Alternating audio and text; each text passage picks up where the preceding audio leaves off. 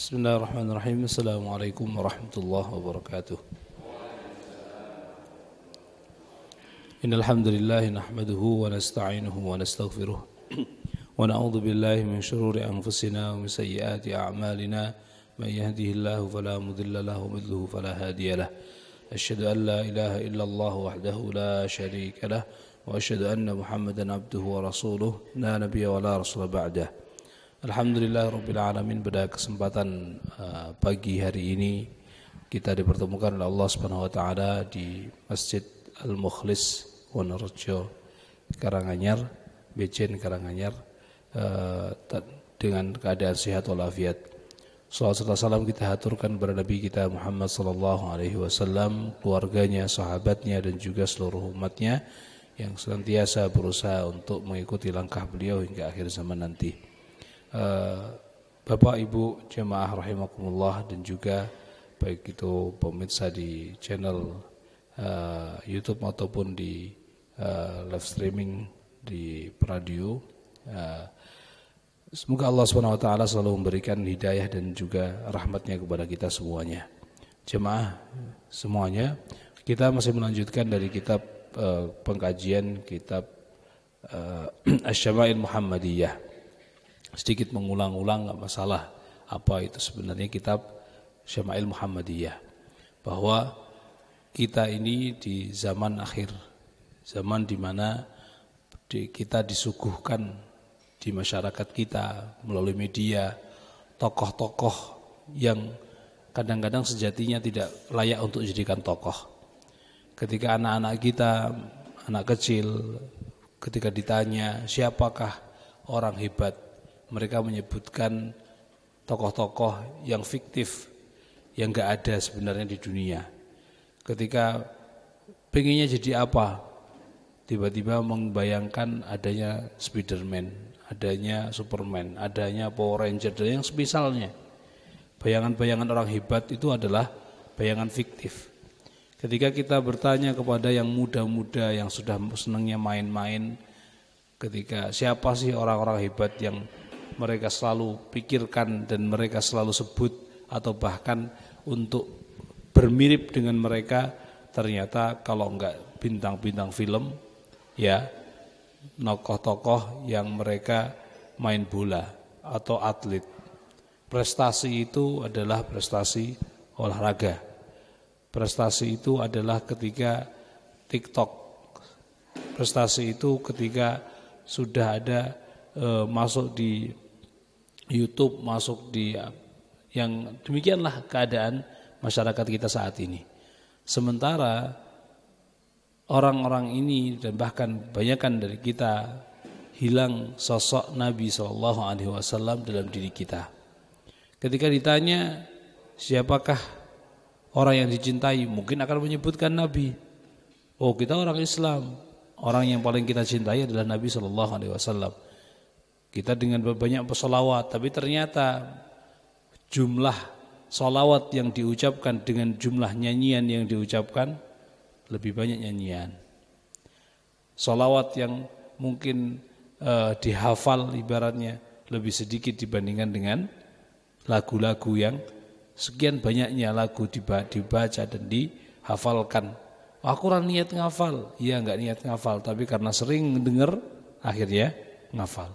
Bahkan yang tua-tua saja akhirnya sama lagunya anak-anak muda udah dihafal. Kenapa lah? Piye meneh anak-anake bendina nyanyi kui. Atau kalau enggak ketika kita datang ke walimahan, ada acara jagongan dengan suara yang sangat-sangat keras di telinga kita, bahkan jantung kita ikut jeduk. Sampai seperti itu jantung kita. Orang gelem ngafal, orang ngafal, tapi akhirnya hafal. Tanpa sadari kita hafal. Berapa banyak kira-kira Al-Quran yang kita dengar dengan lagu-lagu yang kita dengar. Apalagi tentang sosok Nabi SAW. Anak-anak muda kita hafal saat ini perpindahan pemain Barcelona, pemain MU pindah ke klub mana, sudah berapa musim di situ, sudah berapa mencetak berapa gol. Selalu mengupdate. Sementara bagaimana siapakah nabi kita? Kira-kira kalau tiba-tiba ada pertanyaan di TV-TV Arab itu banyak yang kemudian ada acara TV laukana bainana Nabi SAW. Coba bayangkan jika tiba-tiba Anda dalam keadaan semacam ini ada tamu dan tamu itu adalah Nabi SAW. Kira-kira apa yang akan Anda sampaikan? Itu sekian banyaknya orang mengiso nangis tok. Ora siap ketemu Nabi. Bahkan hanya dalam bayangan saja, dalam bayangan, kok Anda mencintai Nabi? Ya, aku mencintai Nabi. Coba ambil nafas, tenang, kemudian bayangkan bahwa Nabi SAW datang mengunjungimu, datang ke masjid ini, atau datang ke rumahmu, mengetuk pintu rumahmu. Kira-kira apa yang akan Anda lakukan? Opo ribut? TV-nya dipateni sik, radio-nya dipateni sik. Apakah kita segera dengan mengkode semua orang rumah, gambar-gambar senang omah dicopot iki kabeh, cepet-cepet nabimu datang? Apakah akan seperti itu? Kalau hanya merapikan rumah, ruang tamu itu hal wajar karena semua tamu juga akan kita perlakukan demikian. Tapi kalau yang datang Nabi SAW, apa yang akan Anda sampaikan kepadanya? Itu banyak, sekian banyaknya hanya mendapatkan pertanyaan itu saja sudah sangat nangis nggak habis-habisan. Lah kalau kita ibaratnya sebelum itu, kira-kira kalau Nabi datang di depan kita ngerti nggak mana yang Nabi, mana yang tidak?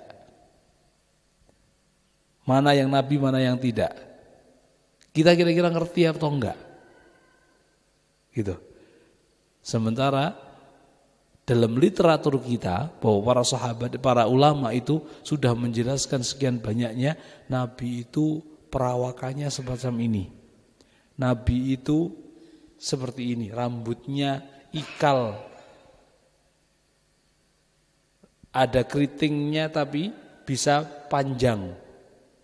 Nabi itu tingginya bagi orang Arab itu sedang, ora tinggi yang dalam bahasa Jawa kita, kayak genter, jangkung banget juga tidak. Tapi juga tidak pendek.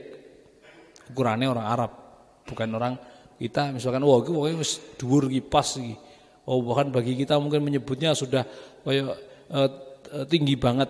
Ternyata di kumpulan ketemu dengan orang Arab, wah itu biasa, ini masih pendek karena umumnya kita warga Indonesia tidak terlalu tinggi.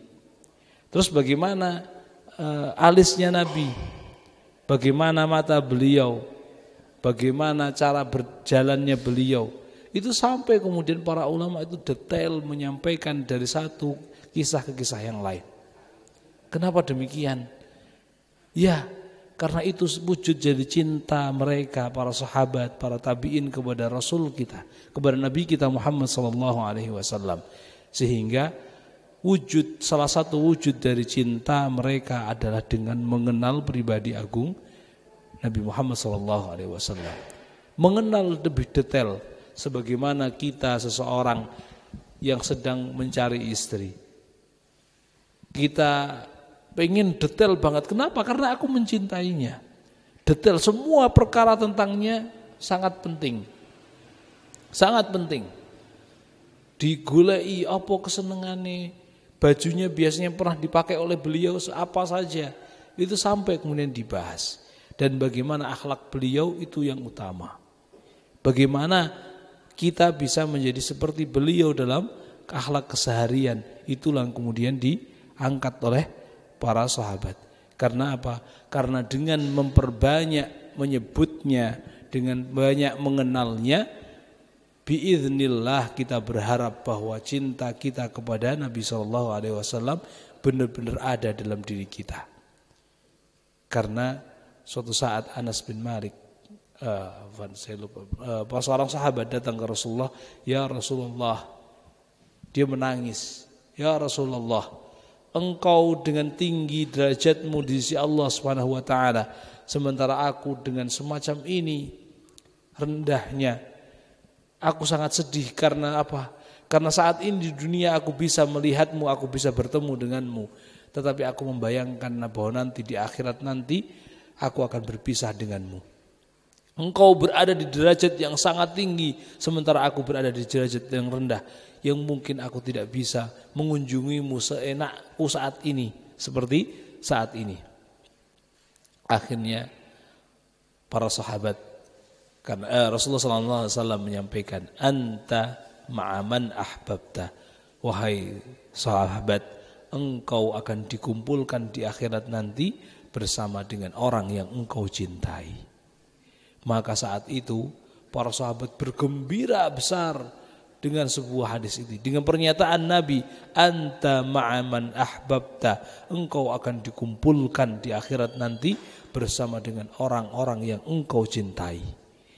Maka saat itu para sahabat langsung menyatakan, sang penanya menyatakan, sungguh aku mencintai Rasulullah, aku mencintai Abu Bakar, aku mencintai Umar, aku mencintai Uthman, aku mencintai Ali. Dengan aku mencintai mereka, aku berharap bahwa aku akan dikumpulkan bersama dengan mereka di akhirat nanti.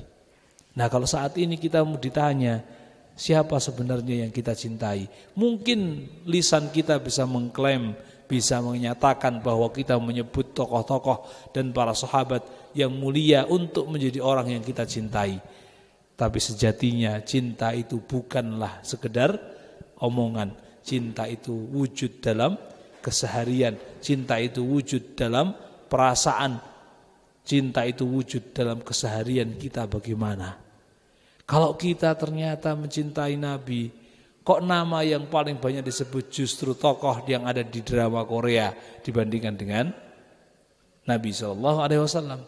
Kalau kita mencintainya, kenapa justru yang kita sebut nama-nama artis-artis yang tidak sama sekali berpakaian, berakhlak Islami?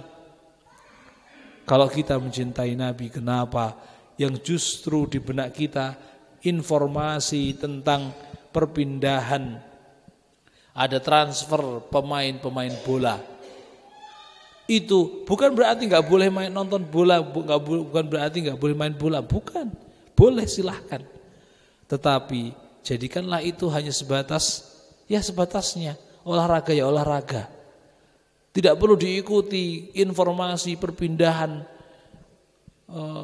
pemain, terus piye, nama masa depan MU kayak apa, masa depan Barcelona kayak apa. Pikirkanlah masa depanmu dan umatmu. Pikirkanlah masa depan kita di dunia dan akhirat nanti, masa depan anak-anak kita di akhirat dan di dunia ini di akhirat nanti, dan masyarakat kita sekitar kita. Dengan kita memperbanyak mengingat dan juga mengenal Nabi kita SAW, itu menjadi salah satu modal bahwa kita menanamkan rasa cinta kita kepada Nabi SAW dalam diri kita. Anta ma'aman ahbabta, engkau akan berkumpulkan oleh Allah SWT di akhirat nanti bersama dengan orang-orang yang engkau cintai.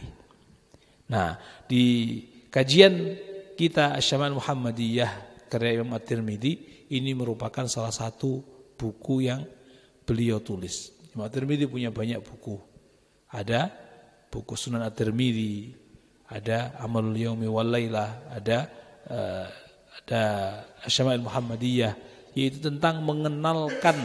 Beliau punya buku ini untuk mengenalkan, ini loh nabimu, kebiasaan hariannya ini loh, fisiknya ini loh. Itu yang beliau kenalkan, beliau wariskan kepada putranya, kepada murid-muridnya yang alhamdulillah sampai di tempat kita ini. Sampai di tempat kita ini.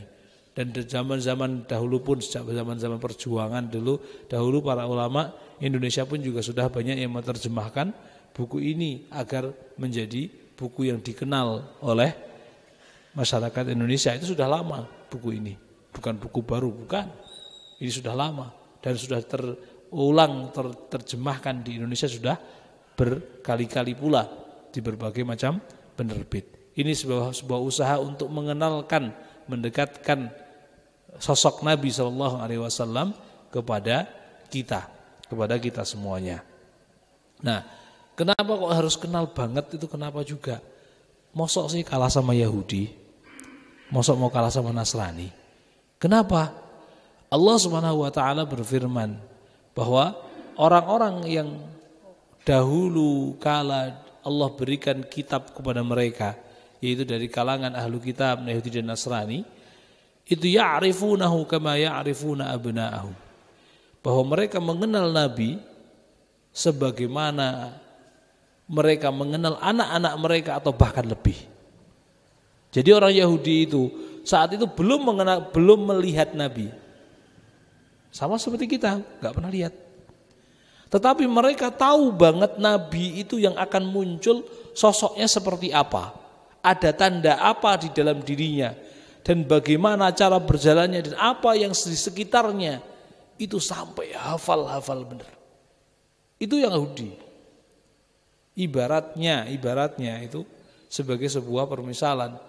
Kita di samping lapangan bola, terus ada anak-anak main bola dengan seragam yang sama, tanpa nomor punggung, tanpa tulisan nama.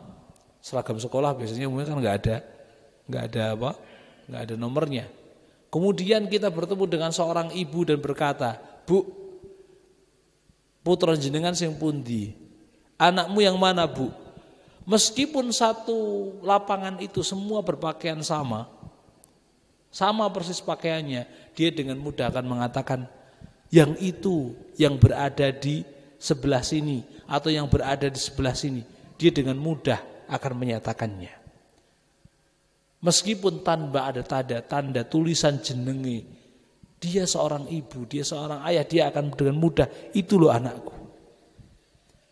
Itu gambarannya sampai Allah mengatakan ya'rifunahu kama ya'rifuna abna'ahum.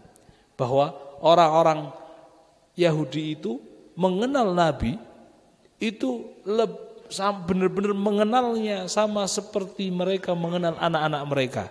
Lah kok kita yang mengaku sebagai umatnya malah ora kenal, apa ya pantes. Kalau orang Yahudi itu, buktinya apa? Buktinya orang-orang Yahudi itu kalau sampai pindah ke Madinah, saat itu mereka berada di berbagai tempat, pindah ke Yathrib, ke ujung kota Madinah, hanya untuk menyatakan bahwa nanti di tempat ini akan ada Nabi terakhir. Dari mana? Tempatnya ini lo lihat di sekitar Madinah. Bebatuan-bebatuan, kemudian banyak kurmanya, ini salah satu tempatnya. Itu salah satu tanda. Tempatnya aja udah tahu. Kayak apa orangnya? Orangnya seperti ini. Maunya kalau hadiah mau dimakan, kalau sedekah enggak. Nanti di antara punggungnya sini ada tanda, ono jendol di sininya. Kemudian di samping jendolan itu ada beberapa bintik-bintik dan ada beberapa rambutnya. Ada tanda di situ. Hafal. Kemudian pawakannya seperti ini itu sampai orang Yahudi hafal. Maka kita ingat saat itu bahwa Nabi SAW masih usia 12 tahun. Beliau diajak oleh pamannya, siapa? Abu Thalib, pergi ke Syam. Sebelum sampai Syam, saat ini masih di Yordan. Jadi Syam itu luas. Daerah Syam itu luas, saat ini terbagi dalam beberapa negara. Palestina, ada Yordan, ada Suriah sendiri, dan ada Libanon. Nah, saat sampai di Yordan belum, kalau saat ini ya sampai Yordan belum masuk ke Palestina, saat itu sudah berada di Syam pinggiran, ada sebuah gereja yang ahlu kitab. Beberapa jarak dari gereja ke di luar gereja ada sebuah pohon rindang. Orang di sana, seorang pendeta Bakhirah, dia sudah orang situ sudah tahu bahwa pohon ini bentuknya semacam ini, sudah hafal. Tiba-tiba suatu saat, iki pohon dahannya biasa ninganan kok tiba-tiba mengiri. Rantingnya kok tiba-tiba berubah arah. Akhirnya ini pasti ada suatu hal. Dilihat tanda alam sekitarnya, awan yang ada di atasnya, kemudian sekitarnya. Dia yakin pasti seorang nabi berada di situ. Pasti seorang nabi ada di situ. Akhirnya mengirim pesan, silahkan engkau undang semua orang-orang para pedagang yang ada di sekitar pohon itu, suruh datang ke sini. Dijamu semua. Setelah dijamu, dilihat satu persatu dari setiap yang hadir. Orang ono tipikal nabi koyo ngene iki. Enggak ada nih wajah-wajah seorang nabi, enggak ada kayak gini ini. Akhirnya ditanya, apakah ada orang yang tertinggal? Enggak ada. Enggak yakin. Pasti ada suatu hal yang kau tinggalkan di tempat tadi. Akhirnya, ada ya anak kecil. Enggak perlu ikut urusannya wong tua yang ini. Tak tinggal biar jaga barang-barang yang di sana itu. Oh enggak. Siapa dia? Anaknya siapa? Kemudian Abu Thalib mengatakan, aku adalah bapaknya. Oh, engkau bapaknya? Iya. Akhirnya ditemukan. Serius engkau bapaknya? Karena apa? Oh yang Yahudi tahu bahwa beliau seorang yatim. Orang mungkin adalah bapak nih. Bahwa orang Yahudi sampai benar-benar tahu benar. Kayak apa nih? Kok bapak nih? Orang mungkin. Apakah benar engkau bapaknya? Ngobrol baru ngaku, aku adalah pamannya.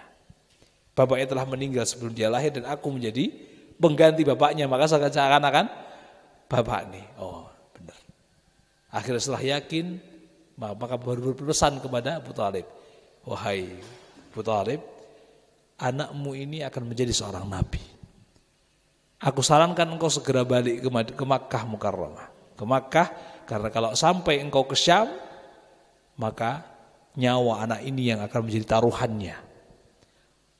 Para rahib-rahib yang ada di Yahudi yang saat ini benar-benar masih tahu benar ini masanya bahwa Nabi itu turun, dengan melihat yang ada di dalam dirinya, mereka pasti tahu bahwa ini akan seorang Nabi dan mereka akan segera membunuhnya. Itu contoh bagaimana orang Yahudi itu kenal banget. Apakah ada yang lain? Ada contoh yang ketiga. Salman Al-Farisi, bukan orang ahli kitab, dari Persia, Iran, ya, daerah Iran. Itu kemudian singkat cerita beliau murtad dari agama Majusinya penyembah api. Kemudian datang ke ahli kitab, belajar, loh ini agamanya loh bener ini, karena mengenal Allah. Tapi ternyata dari kebiasaan orang-orang ahli kitab saat itu, wah iki usil, iki pendeta berbuat baik di depan, tapi ternyata nyimpen emas untuk dirinya. Karena kekhasannya orang-orang Kristen, orang-orang pendeta itu, dan hingga saat ini mereka kebanyakan adalah apa? Ngumpul ke duit untuk dirinya sendiri. Kita nggak nuduh perorangan ya. Tidak menuduh perorangan, tetapi memang ada aturan yang kita miliki yang mereka tidak miliki. Contoh wakaf dan masjid. Masjid ini kalau ada bantuan, itu kalau dalam Islam syaratnya apa? Harus sudah ada sertifikat wakaf, bukan nama orang. Tapi kalau gereja ada bantuan-bantuan dari Eropa mendirikan gereja, itu atas nama pribadi. Makanya kalau gulung tikar nggak ada jamaahnya, itu menjadi aset pribadinya. Ya, yang punya nama, bukan aset wakaf karena nggak ada aturan wakaf. Kalau kita di sini, meskipun ada Pak siapa, misalkan kok namanya Pak Bejo di sini, misalkan menjadi orang yang awalnya punya tanah, kemudian waliyadzubillah nggak kepake, oh ini asetku punya aku sendiri, nggak bisa, ini wakaf, ini milik umat, bukan milik pribadi. Itu di Islam ada, sementara di luar Islam tidak ada aturan. Nah saat itu Salman dari Persia pindah dijual, pindah-pindah sampai ke daerah Mesir, pindah lagi sampai di daerah Turki, sekian negara sampai ini keliling-keliling hanya untuk apa? Mencari, aku ingin bertemu dengan seorang nabi terakhir, ciri-cirinya ini. Itu loh, wong sing gurung Islam ket biyen itu benar-benar usaha banget sampai demikian, bahkan mempertaruhkan nyawanya Salman. Semua barangnya dia berikan kepada pedagang, iki barangku, ternakku, semuanya menjadi jaminan, ini biaya aku ikut denganmu ke negeri yang di dalamnya ada sekian banyak kurma. Itu sampai seperti itu. Itu tanda bahwa sebenarnya mereka itu kenal Nabi kita. Apa bisa katakan lebih banyak daripada yang kita ketahui. Maka isin ibaratnya gitu. Malu tentunya kalau kita sebagai umat Islam kok enggak punya semangat untuk mengenal Nabi kita sebagaimana dahulu kala orang-orang ahli kitab itu mengenal Nabi kita. Nah, alhamdulillah Imam At-Tirmidzi telah menuliskannya di antaranya dan ada banyak buku-buku tentang seperti ini, bukan hanya kitab Asy-Syama'il Muhammadiyah saja, bukan hanya kitab ini saja tapi kitab-kitab yang semisal juga banyak. Nah, kita sampai sudah separuh lebih dari kitab ini yang tentang bab akhlak Nabi SAW. Bahwa akhlak Nabi itu mulia. Hadis-hadis tentang akhlak beliau itu sangat banyak sekali. Sangat banyak. Tetapi intinya para ulama menyampaikan bahwa hadis-hadis tentang akhlak Nabi SAW itu bermuara pada 4 hadis saja. Yaitu yang pertama hadis man kana yu'minu billahi wal yaumil akhir falyakul khairan aw liyasmut. Maksud dari 4 hadis ini adalah hadis yang setiap hari dalam bab akhlak kita tidak akan pernah lepas darinya. Yaitu yang pertama tadi bahwa agar kita milih untuk ngomong yang baik atau diam. Yang kedua adalah hadis tentang inna min husni islamil mar'i tarkuhu ma la ya'ni. Sesungguhnya termasuk dari kesempurnaan dan kebaikan akhlak seseorang muslim adalah meninggalkan apa yang tidak patut untuknya. Kemudian hadis yang ketiga adalah la taghdhab, jangan marah. Dan hadis yang keempat adalah la yu'minu ahadukum hatta yuhibba li akhihi ma yuhibbu li nafsihi. Tidaklah sempurna keimanan kalian sampai dia mencintai saudaranya sebagaimana ia mencintai untuk dia sendiri, mencintai suatu hal untuk dia sendiri. Hadis 4 ini menjadi suatu hadis utama dalam bab akhlak. Apapun urusan kita berurusan sama orang ini, sama orang apa, orang baru sama ini, kemudian kita akan bertanya kembali ke 4 hadis itu. Aku harus ngomong apa? Iki reunian, ketemu karo wong lawas, ketemu sama saudara-saudara yang sudah lama enggak dipakai. Akhlak Islam, akhlak Nabi SAW yang harus dikedepankan. Pertanyaannya, aku ngomongi atau apa yang aku bicarakan adalah hal yang perlu. Kalau tidak perlu atau tidak ada kebaikan, maka diam. Kemudian yang kedua tadi bahwa meninggalkan hal yang tidak pantas. Seorang muslim itu menjaga muruahnya, menjaga wibawanya. Jadi jangan hanya pikir bahwa wibawa itu milik pribadi kita sendiri, bukan. Wibawa itu bukan hanya milik pribadi kita, tetapi wibawa itu juga milik keislaman kita. Contoh ya, misalkan kalau kita sudah menjadi tokoh masyarakat, baik jadi apapun itu. Misalkan kok tiba-tiba orang yang dulunya biasa ternyata akhirnya ditokohkan kemudian menjadi Pak Lurah. Dulunya nyantai-nyantai, tapi karena setelah menjadi Pak Lurah, kemudian ketika berpakaian, ketika dia sopan. Kalau kemudian dengan agak yang compang-camping dikit atau gambarnya ora apik, mosok yo luwes Pak Lurah kaya ngene. Akhirnya dia berkata demikian dalam batinnya.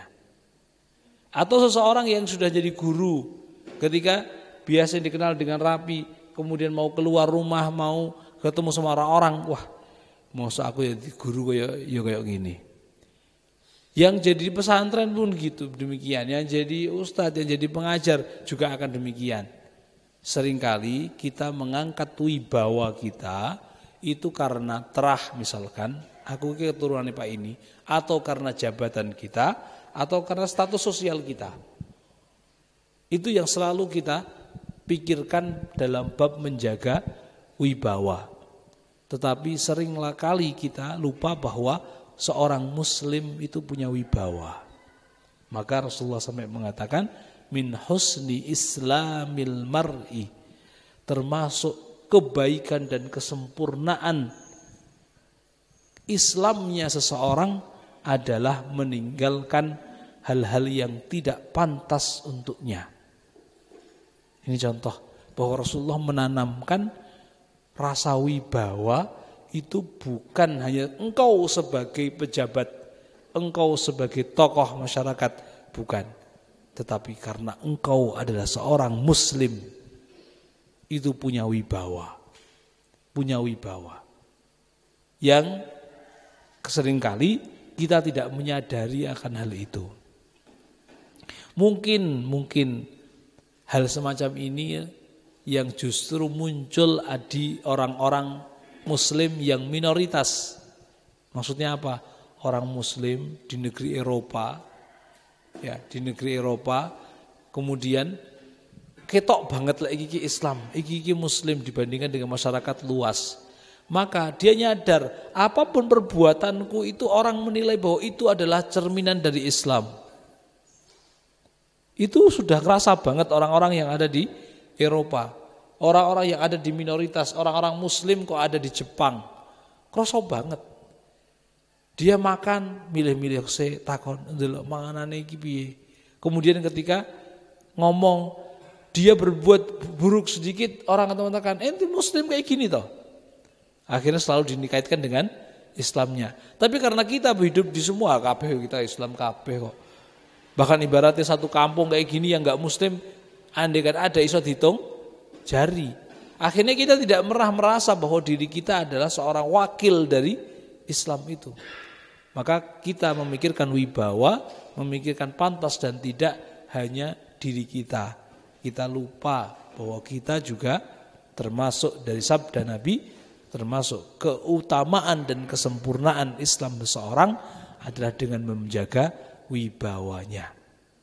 Sebagai contoh, kalau kita wibawa pribadi itu ya seringkali saya contohkan di dalam majelis-majelis. Misalkan hik itu halal. Itu termasuk ladang maisyahnya sebagian dari ikhwan-ikhwan kita. Kalau misalkan ada seorang yang yang terpandang di desa, dia kemudian tiba-tiba dewean, bukan sedang pencitraan. Kalau masa-masa pemilu, itu semangat untuk makan di hik. Iki ora ono teko dhewe tiba-tiba datang ke hik beli gorengan, mangan di situ. Kelihatan bahwa dia lagi butuh mangan. Orang iki apa pantes gitu kan. Apa pantes Pak Haji nang kene iki? Padahal halal, tapi kenapa enggak pantes? Ya seakan itu. Oh lek martabat mungkin mestine nanggon liyane. Nah, mestine yo makan yang sama pun di tempat yang berbeda. Misalkan seperti itu. Jadi ada hal yang kadang-kadang kita ketahui bahwa orang ini enggak pantas. Kita selalu melihatnya karena posisi itu. Dalam bab apa yang kita sebagai seorang muslim yang semestinya itu muncul, misalkan dalam bab aurat kita, seorang laki-laki auratnya itu dari dengkul, dari lutut sampai ke pusar. Itu yang harus ditutup benar, gitu. Itu benar-benar ditutup. Kita kadang-kadang ibaratnya laki-laki sangat panas di teras rumah buka kaos pun, ora masalah. Itu ora luwes, ora bisa, nggak boleh karena auratnya berbeda. Maka ketika kita kemudian yang suka bola, silakan suka bola.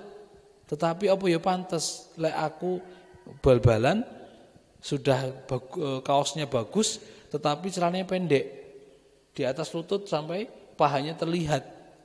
Jangan lihat sebagai aku kan pemain bola biasa wae. Aku kan wong nom podo liyane podo. Kalau Anda melihatnya semacam itu ya silakan. Orang akan pantas-pantas saja, tapi rasakan bahwa aku seorang muslim. Rasulullah ngendika, min husni islamil mar'i tarkuhu malah yakni. Wibawa itu yang dijaga bukan hanya wibawamu, wibawa muslimnya. Oh berarti ciri khas orang Islam ki mesti ini tutup auratnya. Main bola silahkan, tapi bagaimana caranya? Celananya di bawah dengkul, di bawah lutut. Maka auratnya tetap tertutup. Gitu. Ibu-ibu misalkan, ibu-ibu sudah di rumah nyantai, tiba-tiba tin Pak sayur lewat. Wah cepet-cepet keburu hilang Pak sayure. Apakah yang nggo daster cekak? Seakan-akan merasa malunya sudah hilang. Bahwa rasa malu hanya dimiliki oleh mereka yang gadis setelah nikah wis ra ono isine. Apakah seperti itu? Tentunya tidak. Bukan hanya andaikan rasa malumu sebagai pribadi wis sudah hilang. Wis sudah punya anak sekian. Wis ora rahasia meneh. Ibarat gitu. Semua dirinya isi buah sing rahasia. Ingat engkau seorang muslim yang Rasulullah mengajarkan tentang bab aurat. Bahwa engkau semacam ini, engkau keluar dengan aurat terbuka, itu suatu hal yang tidak etis. Bukan sebagai dirimu. Mungkin rasa perasaan kita, bahwa masalah, wong ini kabeh ya kayak gini. Itu berarti engkau berpikir tentang dirimu sendiri. Belum menjadi sebagaimana Nabi mengatakan, min husni islamil mar'i, termasuk kesempurnaan Islamnya seseorang menjaga wibawa itu, wibawanya seorang muslim. Itu akhlaknya Rasulullah sallallahu alaihi wasallam. Dan juga la taghdab yang ketiga, jangan ojo cepet, ojo gampang nesu. Dikit-dikit gampang nesu, itu juga tidak. Betul. Itu termasuk akhlak yang mulia. Nah, hadis yang kita baca di bab ini sebenarnya muaranya kembali ke bab itu, tapi kemudian didetailkan dalam sekian banyak hadis. Bagaimana Rasulullah itu meskipun orang termasuk orang yang beliau sangat kritik, tapi di depannya beliau akan berbuat baik.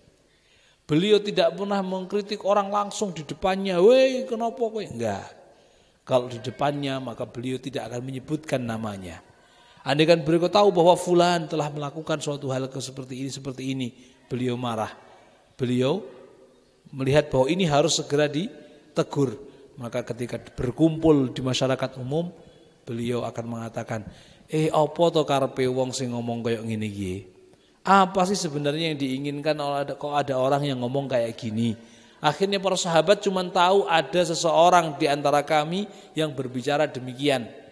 Tetapi mereka tidak tahu siapakah itu. Dan para sahabat juga terdidik oleh Nabi, ora gampang kepo bahasa saat ini. Kuwi sapa to? Sing ngomong sapa to? Itu enggak terlalu dibahas. Para sahabat enggak bahas. Mereka berusaha banget menjadi orang yang cukup apa yang disampaikan Nabi. Apa yang disampaikan Nabi seperti apa ya sudah cukup. Enggak perlu detail-detail. Itu sampai harus menjaga diri para sahabat. Itu contohnya bukan Rasulullah. Kalau dalam berdua, maka beliau akan menyampaikan kritiknya dengan sewajarnya. Kalau orang-orang terdekat, maka beliau saat marah dengan seseorang bisa. Tapi orang-orang terdekatnya, tapi orang yang belum begitu dekat, maka beliau berusaha untuk menyampaikannya lewat orang lain. Bahkan ketika di depannya ada suatu hal, kemudian pergi, beliau minta seorang untuk tolong sampaikan seperti ini kepada orang itu. Itu contoh beberapa akhlak Nabi. Nah, di dalam hadis yang ke berapa ini?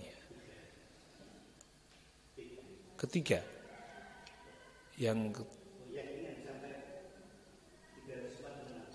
346. Nggih.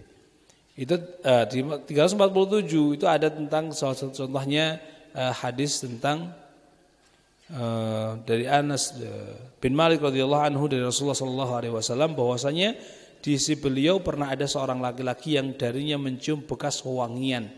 Anas berkata Rasulullah sallallahu alaihi wasallam hampir tidak pernah menemui seseorang dengan sikap yang tidak menyenangkan Ketika orang itu telah berdiri, beliau bersabda kepada orang-orang di depannya, seharusnya kalian berkata kepada orang tadi agar meninggalkan jenis wewangian ini. Ini contoh, Rasulullah itu suka wangi. Bahkan Rasulullah itu keringatnya aja wangi. Keringetnya wangi. Ya, maka sebagian para sahabat atau bahkan istri Rasulullah itu senang kalau Rasulullah kok tidur ternyata tiba-tiba grobius ada keringatnya. Itu berusaha untuk tanpa beliau merasakan ditadai. Karena apa? Wangi. Kalau kita jangan.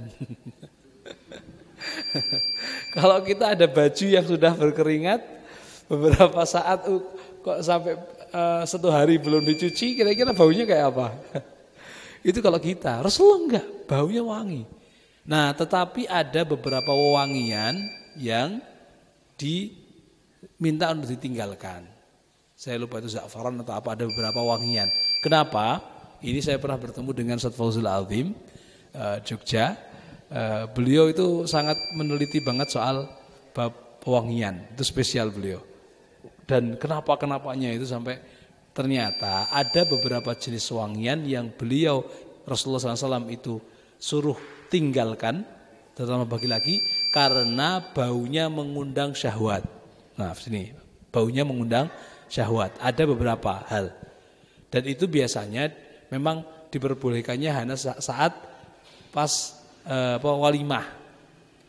Tapi secara umum ada beberapa wewangian yang dilarang itu. Dan ini kalau di bab kita Indonesia jarang dibahas, ya karena kita jarang pakai wangi-wangi.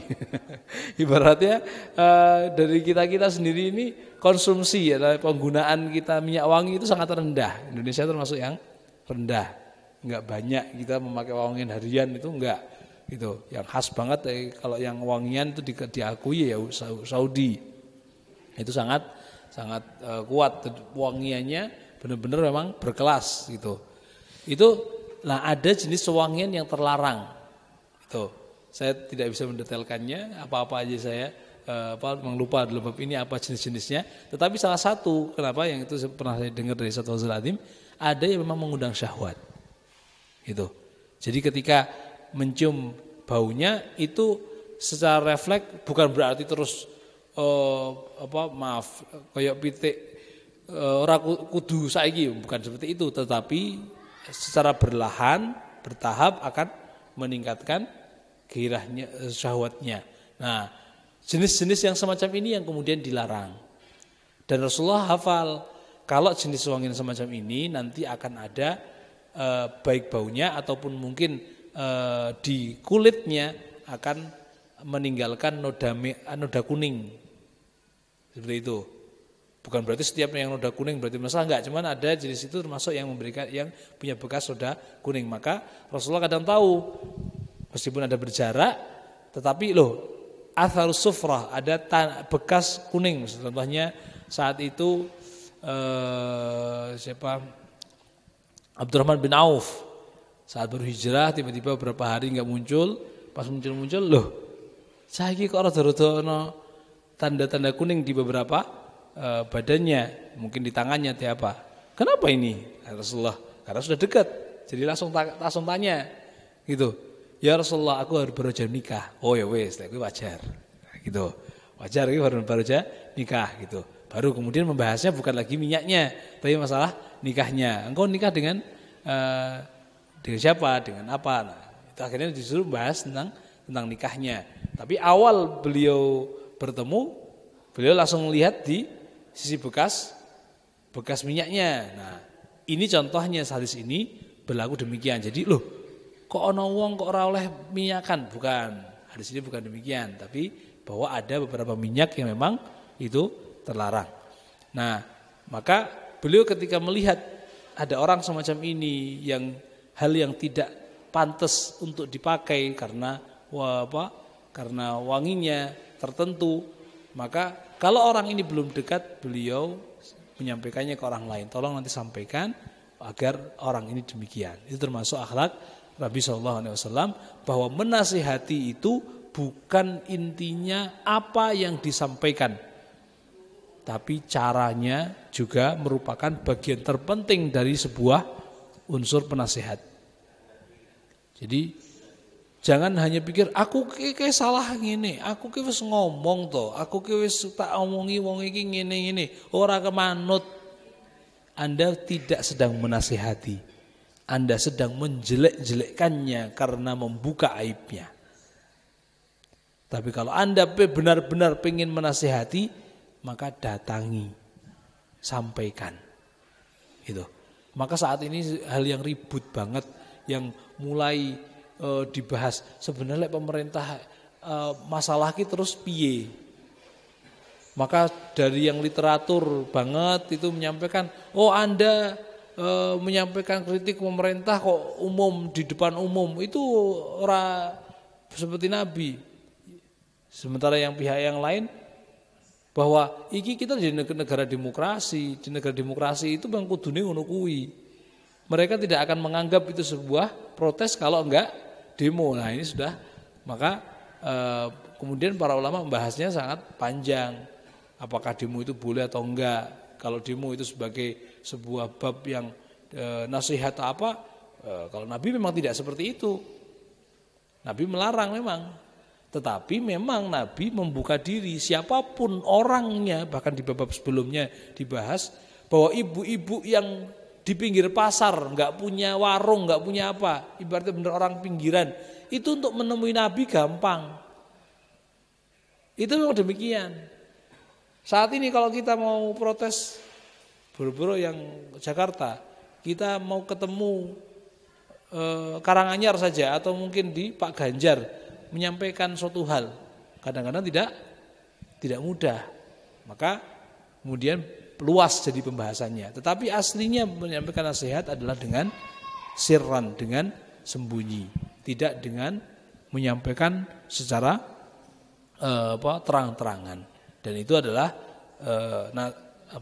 nasihat Nabi SAW. Di hadis yang berikutnya dari Ibunda Aisyah radhiyallahu anha, ia berkata, Rasulullah SAW bukanlah orang yang keji. Beliau tidak membiarkan kekejian, tidak mengeluarkan suara keras di pasar-pasar, tidak membalas kejahatan orang lain dengan kejahatan, akan tetapi beliau suka memaafkan dan berjabat tangan. Di sini tentang fahisyah diterjemahkan dengan kekejian. Meskipun dalam bahasa lain itu disebutkan bahwa Rasulullah itu bukan fahash, itu orang yang suka ngomong porno. Rasulullah itu tidak atau bukanlah orang yang guyonane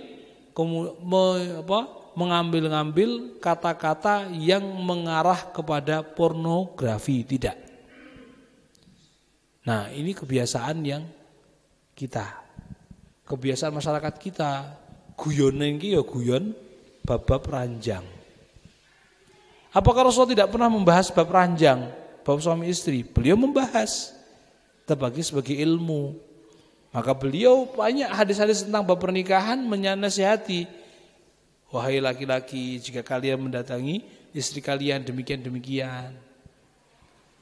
Wahai ini atur, Rasulullah menyampaikan.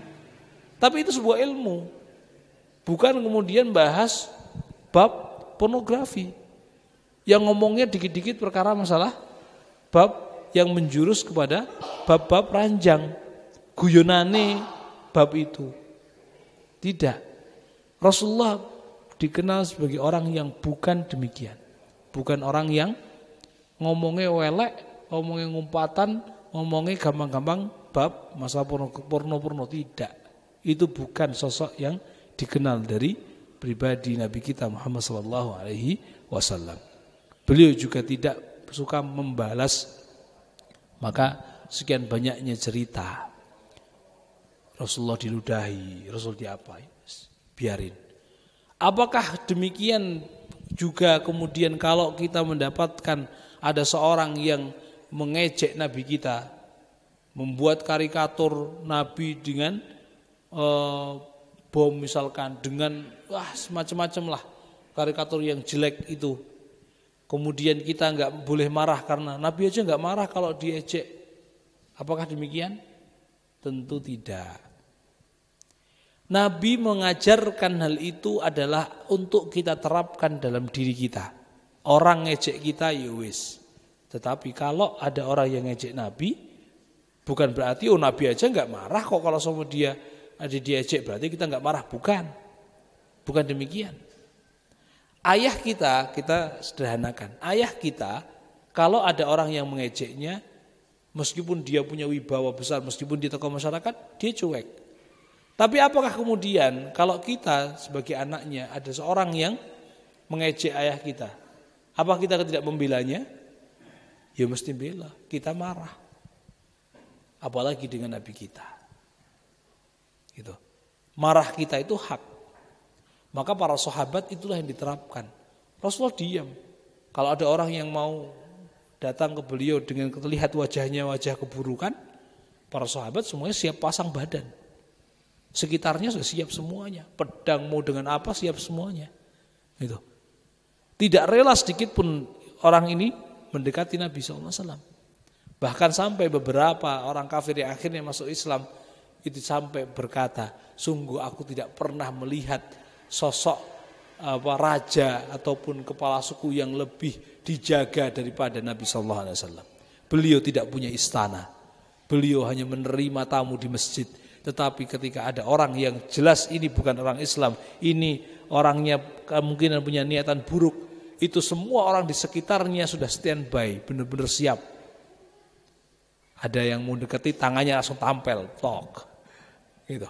Nggak boleh untuk menyentuh Nabi, nggak boleh sedikit pun. Kok nyentuh ngapain? Ya karena biasaan orang Arab kalau untuk mendekatkan omongan itu disentuh jenggotnya, gitu. Kalau mau dicoba gimana ya saat umroh lah, saat umroh kok kemudian penjualnya ada jenggot mau nawar, nggak kelar-kelar pegang jenggotnya, itu sebagai salah satu cara itu loh, itu karena kalau memegang kepala itu hal yang penghormatan.